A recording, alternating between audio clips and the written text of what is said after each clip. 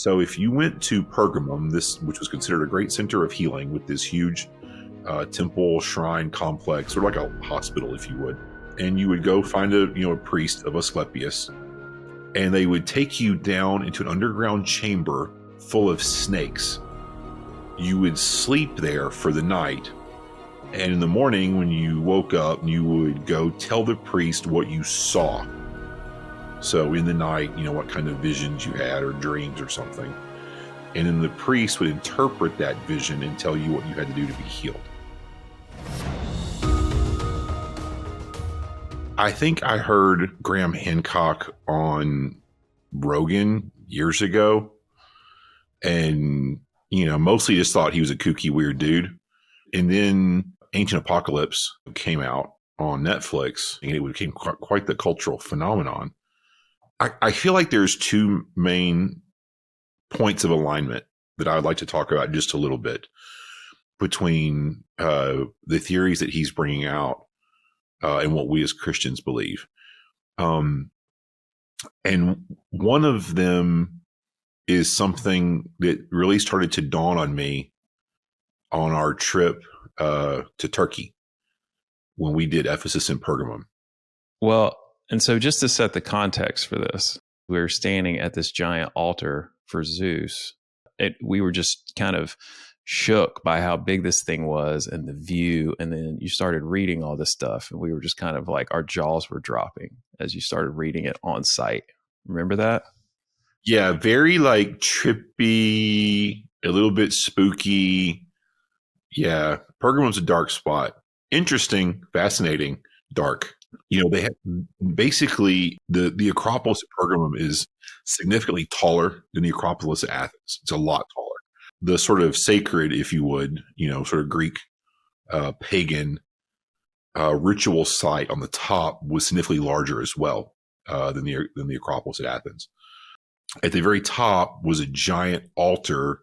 It was sort of to Zeus and Athena, but primarily Zeus. And when you say altar, you think like a little platform. Like, no, this thing was like monumental scale. Like this thing was huge. We were up there, we're reading the numbers on it, and they've got it. It's in Berlin of all the crazy things. At some point, back in history when the European colonial powers were running around stealing stuff all over the world, take back to their museums, the Germans snagged this thing and took it back to Berlin.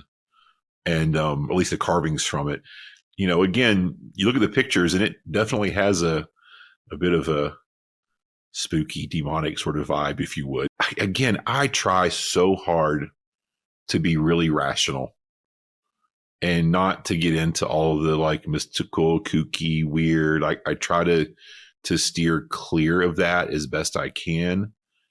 But as a Christian, there is a simple reality that the Bible says we wrestle not against flesh and blood, but against powers and principalities. You just get this weird stuff, and the Bible's completely unashamed, unabashed. It's like, this is happening, this is real, and the thing at Pergamon is one more of those. And this is Jesus speaking. And so, if you're a believing Christian, these are the words of Christ. And so, this is what it says. So Jesus instructs John. He says, "Write to the angel of the church of Pergamon." That would be like the leader of the church. "The one who has the sharp, double-edged sword says, I know where you live, where Satan's throne is." Pergamum is identified as being the throne of Satan and where Satan lives. And then we got to reading about what happened there. And it was real weird. The one I remember the most is that there was a giant temple to Asclepius. There was an Asclepion there. And Asclepius is the Greek god of healing. So there are two Greek symbols that have a snake around a staff. So there's one of them that has one snake around a staff. That's Asclepius. And the other one is two snakes around a staff, their heads pointing at each other. And that's for Hermes, like the messenger god, and that stands for something else. But you have these sort of things. Well, Asclepius, the Greek god of healing, super associated with snakes and serpents. So if you went to Pergamon, which was considered a great center of healing with this huge temple shrine complex, sort of like a hospital, if you would, to Asclepius, here's kind of what went down. So you would go there and you would go find a priest of Asclepius, and you would say, my knee hurts, my ear hurts, whatever's wrong with you. I broke my arm. I don't know, something. You tell them what's wrong with you, and they would say, okay, here's what you have to do. Drink this. And it was some sort of concoction that would sort of knock you out, but also maybe had some hallucinogenic, parts to it, I guess, component to it. And they would take you down into an underground chamber full of snakes. And you would sleep there for the night, in this underground chamber full of snakes. And in the morning, when you woke up / sort of came to from your drug-induced, stupor, you would get up and you would go tell the priest what you saw. So in the night, what kind of visions you had or dreams or something. And then the priest would interpret that vision and tell you what you had to do to be healed. Okay. But, for me as a Christian with a, fairly conservative, Christian worldview, I'm like, so you're drinking the concoction, asking of God to give you a vision, and then sleeping essentially in a tomb surrounded by snakes. Yeah, it's all real demonic.